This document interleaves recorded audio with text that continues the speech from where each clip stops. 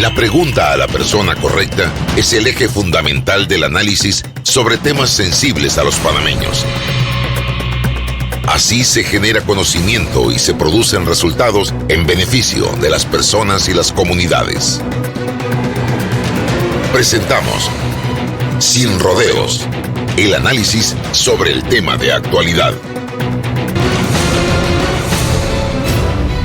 Le damos la bienvenida al candidato a la presidencia de la República por la Alianza Cambio Democrático Panameñismo, Rómulo Rux. Gracias por estar aquí. También nos acompaña Mariela Ledesma hoy jueves.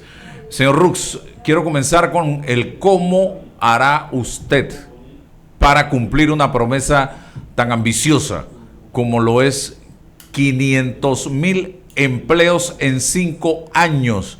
Y si en Panamá las condiciones están dadas para precisamente garantizar esto. Buenos días, Álvaro. Buenos días, Mariela. Precisamente, Álvaro, lo que hay que cambiar son esas condiciones que nos permitan lograr la creación de los 500,000 empleos, que aunque a muchas de las personas les parece ambicioso, créeme que es muy realista, muy potable, y tenemos que empezar por recuperar la confianza del país, la confianza interna de nuestros ciudadanos, de los panameños y panameñas, pero también la confianza del sector privado nacional y el sector privado internacional. Lo que se requiere son inversiones del sector privado en nuestro país. Esa es la forma de lograr el crecimiento económico que nos va a permitir generar los 500,000 empleos. Dentro de nuestro plan hay planes específicos para cada área de crecimiento, en donde nosotros hemos estimado que se puede dar no solamente el mayor crecimiento económico, sino también el mayor crecimiento de oportunidades de empleo. El sector turismo, el sector construcción, el sector logístico, el sector agropecuario y la agroindustria, y eso también chorrea o aporta trabajos y empleos a sectores como el comercio, que se benefician de los crecimientos en otras áreas. Dentro de ese plan también hay ejes puntuales para fortalecer y comprometernos con la micro, pequeña y mediana empresa, porque esa es la columna vertebral de la generación de empleos en el sector privado. Y también dentro de nuestro plan hay programas específicos para sectores puntuales que son mayormente afectados en relación a otros grupos, como es el tema de nuestros jóvenes, que tenemos el plan de Mi Primer Empleo, también el plan de Mi Primer Negocio y otros planes para garantizar que estos jóvenes puedan accesar a esos puestos de trabajo. Y te doy un ejemplo.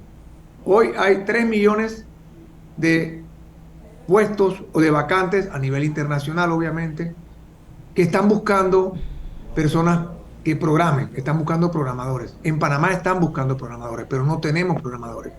Y podríamos tener jóvenes desde Panamá para el mundo entero haciendo y ocupando esas plazas de trabajo. Pero ¿qué pasa? No están preparados, no están debidamente capacitados. Tenemos que tener planes agresivos para que los panameños jóvenes aprendan a hablar inglés. Tenemos un plan que nos va a llevar a 15,000 personas aprendiendo inglés anualmente. Lo mismo, como ya dije, programación, inteligencia artificial, nos estamos quedando atrás. Para eso vamos a apostar también a lo que es la educación técnica. Y planteamos, aparte del ITSE que hay aquí en Panamá, que es un proyecto que está beneficiando a panameños y panameñas, de la mano con el sector privado, vamos a crear otros centros similares de una escala más pequeña en Colón, en Panamá Oeste, en provincias centrales y en Chiriquí. Señor Rux, recuerde que son 5 años de gobierno.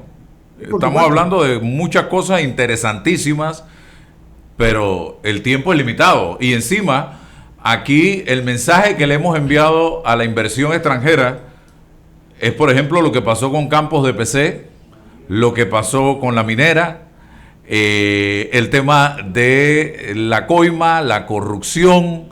Somos un país que aparece en los índices de corrupción muy bien parados, pero a la inversa. Somos un país reconocido por corrupto. ¿Cómo hacemos para cambiar esa imagen de Panamá que también pudiera llegar a perder el grado de inversión en los próximos meses? Por eso inicié, Álvaro, hablándote de recuperar la confianza. Y esa confianza no se recupera diciendo cosas, se recupera haciendo cosas. Y nosotros sabemos, y has mencionado algunos de los componentes que son un reto para Panamá. Seguridad jurídica, lucha directa contra la corrupción, garantizar que no haya impunidad, que estos empresarios que vienen de afuera o los locales no lo quieran pasar por caja o cobrarle coimas cuando quieren hacer una inversión que va a generar empleos, desburocratizar el país, achicar el tamaño del país, votando a todas esas botellas que hay hoy en día, garantizando que los procesos sean digitalizados para eliminar esa subjetividad que tienen hoy en día los funcionarios públicos y que se convierten, por un lado, en burocracia que no permite la inversión o una oportunidad de coima. Y también salir a defender la imagen del país. Nosotros somos un país con mucho potencial. Lamentablemente no ha habido un programa de Estado de defender la imagen del país a nivel internacional. A nosotros nos quieren tildar de que somos, de que tenemos que estar en una lista, de que no cumplimos, de que no apoyamos, y nosotros hemos venido fortaleciendo nuestra legislación a través de los años.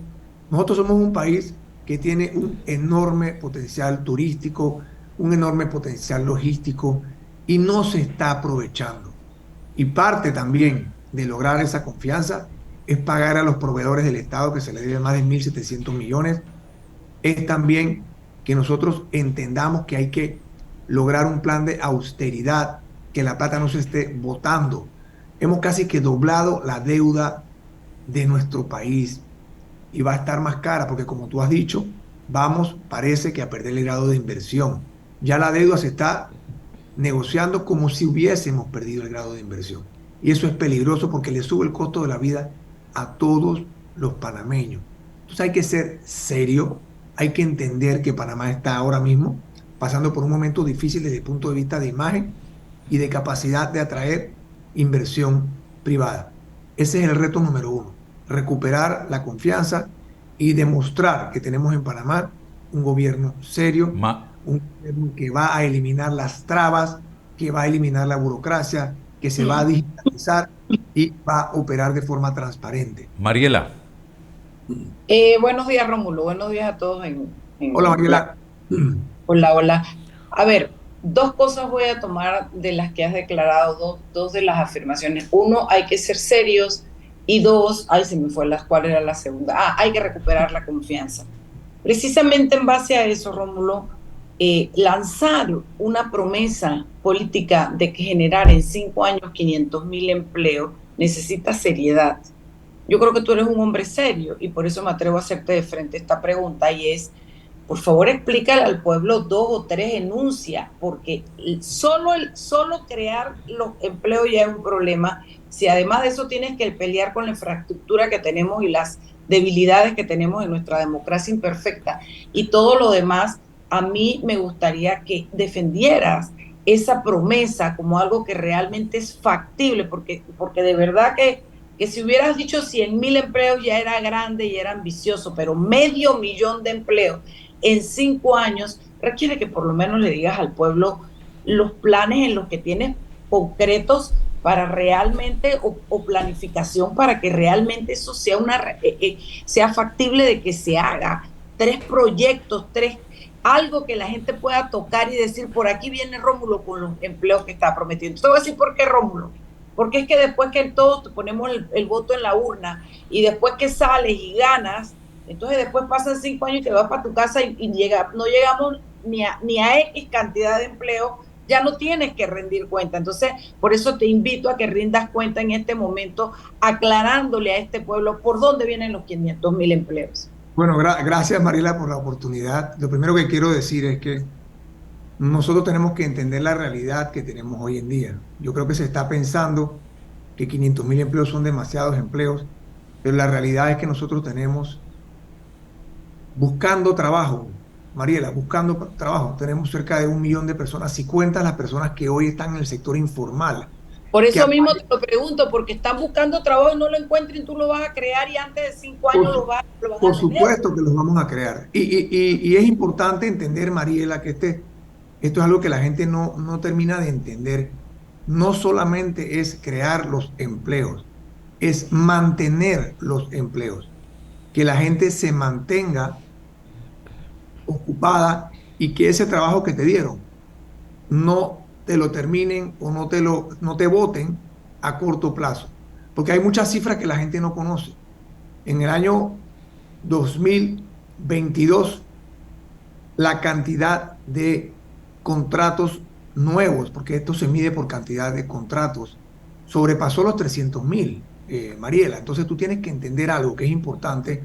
Si nos vamos al año antes de la pandemia, también estuvimos por encima de 300.000 empleos o contratos que se formalizaron. En un año. Y te voy a explicar. Si nosotros nos vamos al turismo, nosotros tenemos plan específico, crear zonas en donde nosotros vamos a atraer turismo porque tenemos el producto, hay que saber venderlo. Hay que entender que el turismo no es solamente venir a ocupar hoteles, hay turismo residencial de personas que vienen de afuera a venir a Panamá. Eso genera empleo constante, además de que genera empleo de construcción. Lo otro que es importante tener claro es que nosotros vamos a incrementar el fondo de inversión turística. El fondo de promoción turística está supuesto, el fondo de promoción Promtur está supuesto a tener 20 millones de dólares al año para promover a Panamá. Este año se le bajó a 10 millones. Eso afecta directamente la capacidad que tiene el país de atraer turistas nuevos a Panamá. Nosotros vamos a llevarlo a 100 millones, no el primer año, pero lo vamos a ir incrementando para que Promtur tenga la capacidad de ir utilizando esos fondos y cumplir también con planes y con promociones que tenemos con las líneas de cruceros, con aerolíneas que podemos atraer y con otros sectores. Ahí solamente en el sector turismo nosotros vamos a generar más de 150.000 empleos y eso afecta directamente y crea otros 45.000 empleos en lo que es comercio y en lo que son otras áreas que se benefician del sector turismo. Por eso el turismo es tan importante, porque el sector turismo nos permite no solamente crecer en ese sector, sino que permite crecimiento en el sector agropecuario, crecimiento con nuestros artesanos, crecimiento en el comercio, que la gente viene a comprar más. En el sector de construcción tenemos planes puntuales e inversiones específicas, como por ejemplo el puerto multimodal y la zona económica especial en Aguadulce y el puerto en Barú, otras carreteras a nivel internacional. Estamos revisando el tren Panamá-David, que eso sería con una asociación público-privada. Ahí hay 55.000 empleos adicionales en 5 años. Y en el sector logística tenemos capacidad ilimitada. Cuando digo ilimitada, por aquí está pasando carga todos los días y no estamos aprovechando. Y te puedo hablar de cada uno de los rubros, Mariela, para dejarte claro que 500.000 empleos en 5 años no es tan ambicioso como algunas personas creen. Lo que pasa es que hay personas que quieren pensar en chiquito o que no quieren entender el potencial que tenemos en Panamá. Si y porque desconocemos esa realidad que estás hablando de que se han creado. Yo, por ejemplo, me acabo de desayunar contigo que en un año se generaron 300.000 empleos en determinado momento. ¿Me explico? No, parece una cifra demasiado, por eso quiero que la gente oiga que hay una posibilidad. Sí, lo que no sabemos es cuántos de esos 300.000 se mantienen y no salieron del sistema. Ese es el punto que también sería importante que el Ministerio de Trabajo... Lo que pasa es que, mira, Mariela, se generan empleos, pero no se sostienen. Exacto. Sí. 23, yo me tengo una cifra del 2019. En el 23 hubieron 263.000 contratos nuevos, contratos laborales. ¿Ok? 263.000 en el año 2023. Casi 22.000 al mes. Pero ¿qué pasa, Mariela? No se sostienen. Contratan a alguien y al mes lo botan o termina la relación. O a los 3 meses. O es un contrato de construcción para una obra, trabajaste 3 meses y te vas para tu casa. El reto que tenemos es garantizar que tengamos un crecimiento económico y que podamos generar que esos empleos se mantengan en el tiempo y que no sean empleos temporales o que no sean empleos por obra. Eso se logra incrementando y manteniendo la demanda. Si tú tienes un negocio y tú sabes que a tu negocio le está yendo bien y le va a seguir yendo bien, entonces tú te quedas con el trabajador, te creas con el empleo. O vas y creas una empresa pequeña, te conviertes en emprendedor y te conviertes en generador de empleo. Pero hay que entender las cifras, hay que entender las realidades, hay que entender los retos. Nosotros, yo creo que todos los panameños estamos claros que solamente para poner nuevamente el ejemplo del turismo, todos los panameños, todos los que estamos aquí, sabemos que nosotros no le estamos sacando el potencial al sector turístico que nosotros podríamos sacarle. Es verdad. Fácilmente nos puede generar a nosotros en 5 años 150.000 nuevos empleos. Y si el turismo se mantiene, como pasa en República Dominicana, como pasa en México, como pasa en México, aquí no hay ningún problema para lograr generar esa cantidad de empleos. Y quiero reiterar, porque a veces hay personas que no entienden las cifras, no es solo generarlos. El reto no es generarlos. Mariela, te dije que en el 2023, un año que para mí es un año en donde el gobierno no hizo lo que tenía que hacer, casi que abandonó al país, no hubo la confianza que se debe generar para atraer empleos, inversión y generar esas plazas. Según la cifra del Ministerio de Trabajo, se dieron 263.000 contratos laborales nuevos. Claro, hay que mantenerlos, hay que mantener esa maquinaria del país andando, generando crecimiento económico, generando demanda, y que los empresarios digan, yo voy a invertir y voy a contratar a alguien y me voy a quedar con esa persona porque sé que el país va a seguir adelante. Lisbeth, hay mucha incertidumbre en Panamá en este momento. Aquí mencionó Álvaro el tema de la pérdida de grado de inversión. Eso tiene muchas implicaciones, porque nos incrementa el costo para el país de servir esa deuda. Además, afecta el costo del financiamiento en la plaza. Si tú tienes una hipoteca, o tienes un préstamo de carro, o tienes una tarjeta de crédito, te va a incrementar el costo del financiamiento, te van a subir la tasa de interés y eso te va a afectar directamente el bolsillo. Eso yo quiero que la gente lo entienda, porque hay mucha gente que piensa que eso del grado de inversión es un tema afuera de Panamá y que a ellos no les va a tocar su bolsillo. Sí les va a tocar su bolsillo. Por eso uno de los retos que nosotros tenemos es tratar de garantizar que nosotros podamos mantener ese grado de inversión. Hemos mandado el mensaje a las calificadoras para tratar de que esperen hasta la elección y que esperen a ver cuál es el plan que nosotros traemos desde el punto de vista fiscal, desde el punto de vista de crecimiento económico, desde el punto de vista de responsabilidad dentro del Estado, si vamos a realmente acabar con las botellas, si vamos a acabar con esos gastos de funcionamiento que no aportan absolutamente nada al país. Eso es lo que nosotros queremos hacer, Mariela. Y yo sé que hay personas como tú que quieren realmente entenderlo, hay personas que políticamente quieren atacar los planes y no piensan en el potencial que tenemos. Yo quiero pensar en el país que podemos ser y no en el país que somos. Y por eso yo estoy convencido de que nosotros podemos crear por lo menos esos 500.000 empleos. Y como te dije, Mariela, es no solamente crearlos, hay que tratar de mantenerlos. Sí, Lisbeth tiene pregunta. Señor Rux, buenos días. Dentro del debate, lo escuché hablar cuando tocaron el tema de la descentralización y hablamos de la actualidad. Usted dijo, este gobierno destruyó la descentralización paralela, pero también dentro de su intervención habló de crear un observatorio nacional digital y participativo. ¿Nos puede ampliar sobre este tema y cómo lo va a lograr? Okay, lo que pasó con la descentralización, porque yo sí quiero partir diciendo que la descentralización como concepto es buena. La descentralización está comprobada que es una manera de mejorar la calidad de vida de los ciudadanos a nivel nacional, en los diferentes corregimientos, comunidades, diferentes barrios. Ayuda a luchar contra la pobreza, ayuda a luchar contra la desigualdad. Eso está comprobado en cifras, en estudios, no solamente en Panamá, sino a nivel internacional. ¿Qué pasó? Que este gobierno se inventó la descentralización paralela. Y ese concepto de descentralización es el que nosotros vamos a terminar. Porque lo han utilizado para robarse la plata o para hacer política. Le pasan la plata a sus candidatos favoritos y dentro de esas juntas comunales o alcaldías hacen todas las maleanterías que se te ocurran. Todo menos arreglar los problemas o resolverle a los que viven en esa comunidad o en ese corregimiento. Nosotros vamos a crear un observatorio que va a estar conformado por diferentes personas, no solamente del gobierno, del sector privado y de la sociedad civil.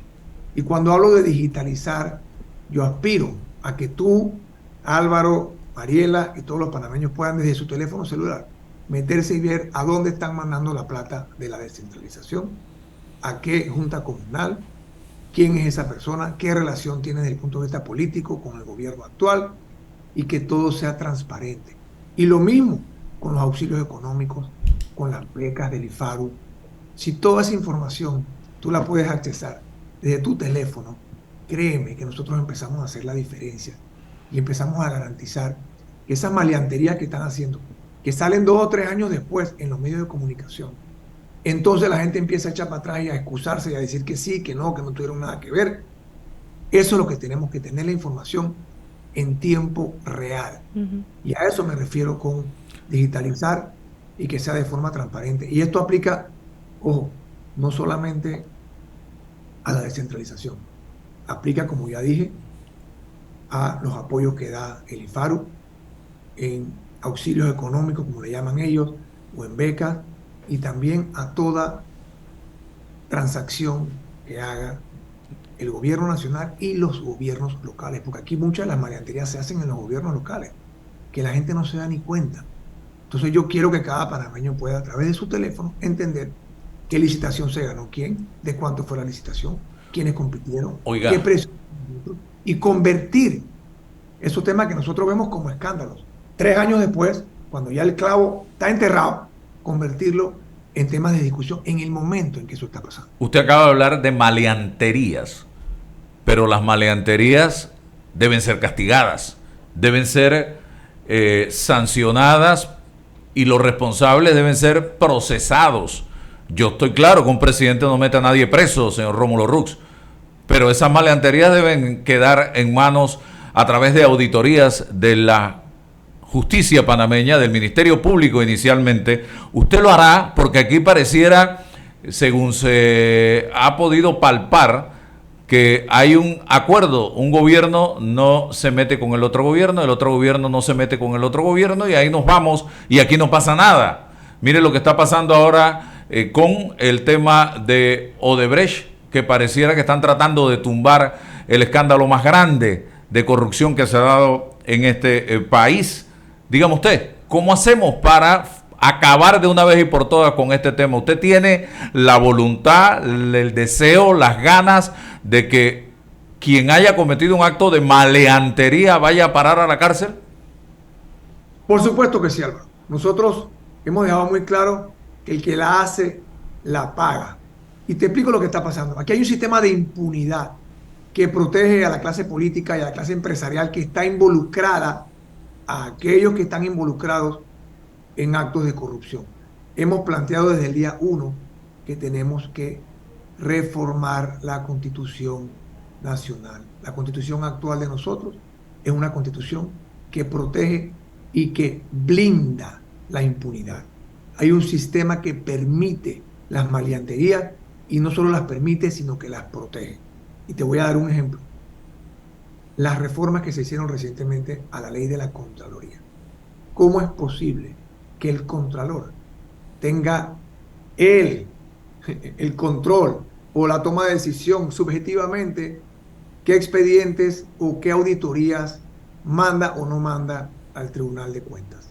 El Tribunal de Cuentas ahora mismo no está viendo nada, porque de la Contraloría, producto de esta modificación que le hicieron a la ley, no le están mandando los auditos, porque ahora el Contralor decide si los manda o no los manda. Eso es una medida de protección, una medida de impunidad, y como lo dije en el último debate, nosotros vamos a echar para atrás esas reformas que se hicieron a la ley de Contraloría.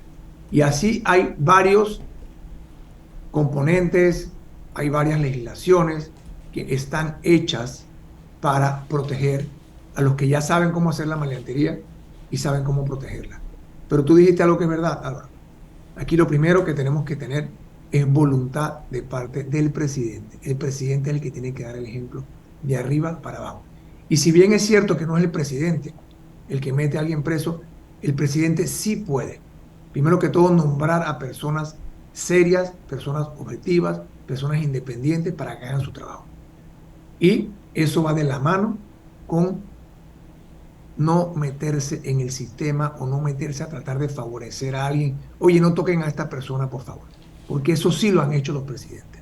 Y nosotros tenemos que entender que el presidente no puede meterse en el órgano judicial. Lo que tiene es que fortalecerlo, darle los recursos, hacer los nombramientos que son los correctos, garantizar que haya independencia. Eso es lo que nosotros como presidente tenemos que hacer. Y reitero, yo voy a cambiar la Constitución. Nosotros vamos a empujar una reforma por vía de una asamblea constituyente para desmontar un sistema que hoy sirve de blindaje. Bien, Mariela, y aquí hay que tomar en cuenta que el Contralor lo nombra la Asamblea Nacional, así que hay que ver cómo se resuelve este tema para que la Asamblea no vuelva a hacer lo que hizo en esta ocasión, donde tenemos un Contralor que en vez de fiscalizar, todo lo aprueba y ahí no pasa nada. Mariela. Sí, yo creo que parte del trabajo que tiene Rómulo y Blandón es el sanear la metodología de negociación con la Asamblea, porque esto ha venido de mal en peor. Esto de verdad que desde el gobierno, yo creo que siempre han hecho negociaciones, creo que las negociaciones son parte de la política y del muñequeo político entre los órganos. Sin embargo, desde que Ricardo Martinelli fue presidente de este país y se dieron los cambios y la saltadera de la gente, como unos dijeron la compra y doña Alma Cortés dijo el alquiler. De personas, de diputados, esto ha venido de mal en peor. Entonces yo creo sinceramente que es importante que nosotros sepamos cuál es la visión que tiene Rómulo Rux en su alianza con Blandón para el manejo con la Asamblea, para el manejo de las negociaciones que no son malas, que deben existir, porque hay planes en un país y hay gobiernos que tienen planes que deben defenderlos políticamente, pero ¿cuál es el norte que tienen ustedes, Rómulo, en esto? Porque no solo ha desmejorado y se ha enviciado y nublado esta manera de hacerlo, sino que la calidad de la gente que ha llegado, yo espero que esta sea mejor, a la Asamblea es una cantidad. Hay una cantidad de gente corriendo ahora mismo con prontuarios policivos, con pasados, con escándalos, que cómo va a ser el gobierno para poder manejarse con una asamblea como la que te estoy describiendo. Yo sí creo, Mariela, que el sistema se ha venido complicando, se ha venido deteriorando a través de las últimas administraciones. Nosotros aspiramos dentro de la alianza a estar cerca de 30 diputados a nivel nacional. Eso no es mayoría en la Asamblea, pero también sabemos que hay otros bloques, otros grupos de candidatos, algunos independientes, algunos hasta de otros partidos que comparten y van a compartir nuestra visión. Hay que negociar, como tú dices, Mariela, pero tampoco hay que ser víctima o ser rehén de la Asamblea. Eso es lo que nosotros no vamos a hacer. Ni vamos a aceptar chantaje que hay todos los días aquí en la Comisión de Presupuestos, el chantaje que hay para un proyecto de ley, independientemente si es el mejor proyecto de ley para la comunidad, para los panameños, quieren someterlo a un proceso de chantaje. Ya mencioné lo que pasa todos los días en la Comisión de Presupuestos. El reto, Mariela, está en lograr esa mayoría de personas que piensen igual que nosotros en cuanto a los cambios que tenemos que generar, porque sí es verdad lo que dijo Álvaro, esa asamblea que sea electa el 5 de mayo, que va a tomar posesión el 1 de julio, va a tener en 6 meses la responsabilidad de escoger al próximo Contralor, pero también la responsabilidad de ratificar a los procuradores de la nación y de la administración, que también es de suma importancia. Y no podemos caer en el chantaje, no podemos caer en que sea la asamblea la que le diga al presidente, no, a mí ese procurador o esa procuradora no me gusta, porque ese es el problema y ese es el inicio del deterioro de los próximos 5 años. Y lo mismo pasa con el contralor. Es verdad, esa es responsabilidad de la asamblea, pero dentro de esa asamblea, si tenemos un bloque responsable de diputados y diputadas que quieren hacer las cosas diferentes, la idea, la aspiración es que esa asamblea escoja un contralor que trabaje para el país, no que trabaje para ellos. Rómulo, tú te ves ganando las elecciones con un porcentaje. Me gustaría que le dijeras y compartieras con nosotros cuál es tu visión política de que cada candidato se ve ganando las elecciones. Tú te ves a ti mismo ganando, a ti y a tu fórmula ganando las elecciones. Está tan enredada la cosa política en el país en este momento, no vale ni la pena enlistarlo, pero ¿cómo ves el tema de los porcentajes que antes tú decías 30 y pico por ciento te garantiza? ¿Cómo ves eso? ¿Ha variado? ¿Qué visión tienes de un triunfo de tu alianza en las elecciones? Yo creo que esta elección se va a ganar con 30%. Capaz que con menos de eso, pero yo creo que con 30% se gana la elección. Eso asume de que aquí no va a haber una polarización de 3 o de 4, ¿no? Que no es que van a ser 3 o 4 candidatos al final que tengan fortaleza. Si hay una polarización de 2 candidatos, entonces el porcentaje va a ser un poco más alto. Pero la realidad es que tenemos 8 candidatos y de esos candidatos hay varios que van a sacar un porcentaje, digamos, de 10% o de más de 10%, y eso te aprieta la elección desde el punto de vista de lo que necesitas para tener una mayoría y ganar las elecciones o sacar más votos que los demás, porque va a ser una mayoría, va a ser el que más votos saque, y ese porcentaje yo creo que va a estar cerca de 30% y podría estar por debajo de eso. Pero nosotros sabemos y aspiramos a sacar de 30% para arriba.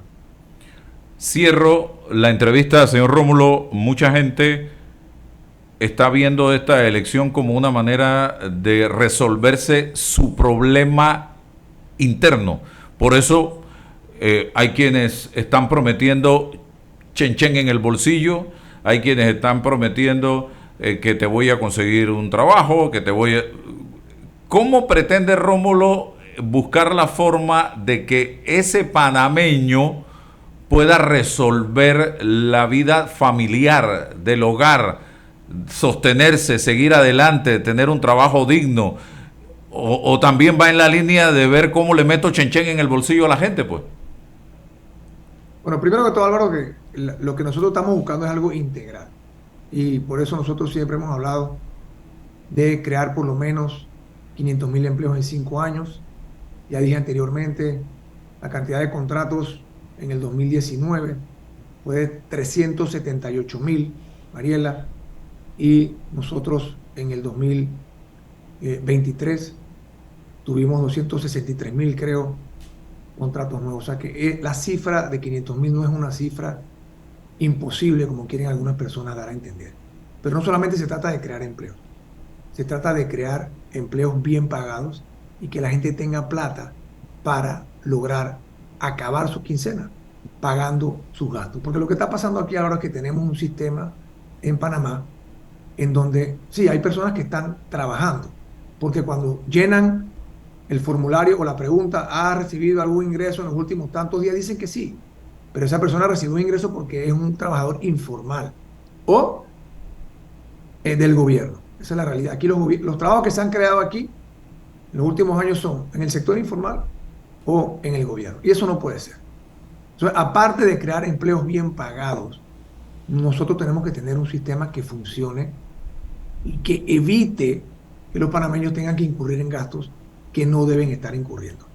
Y por eso cuando nosotros hablamos de medicinas garantizadas, estamos hablando primero de que la persona tenga acceso a su medicamento para que no se enferme o para mantenerse sano o para evitar recaer.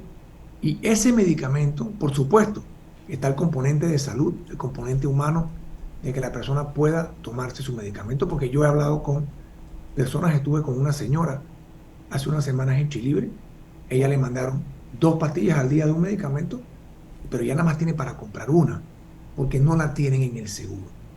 Ella es jubilada. Ese medicamento deben tenerlo en el seguro.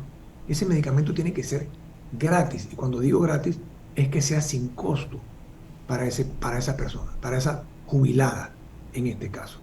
Entonces el componente de generar el empleo, de la que la persona tenga ingreso, tiene que venir complementado también con el componente de que la persona no tenga que gastar más de lo que tiene que gastar. Porque si tú tienes un trabajo o tienes una pensión, en el caso de los jubilados, y aparte tienes que gastar por cosas que no estás supuesto a gastar, como es en el tema de los medicamentos, para utilizarlo de ejemplo, tú estás agarrando tu ingreso y lo estás recortando de salida con esos gastos para comprar medicamentos que no deberías de tener ese gasto. Tú deberías de tener tu ingreso y aparte tener tu medicamento. Entonces, eso está afectando la capacidad de los panameños de hacerle frente a los gastos del día a día. Entonces, este es un tema integral y eso va de la mano con otros servicios. Yo siempre he dicho que si el gobierno hace su trabajo, si el gobierno provee los servicios que tiene que proveer, entonces nosotros, como panameños, tenemos más plata en el bolsillo para hacerle frente a los gastos diarios. Y te doy otro ejemplo. Si para la inversión que nosotros tenemos en el sector de educación, nosotros deberíamos tener uno de los mejores sistemas educativos de la región. ¿Eso qué te atrae?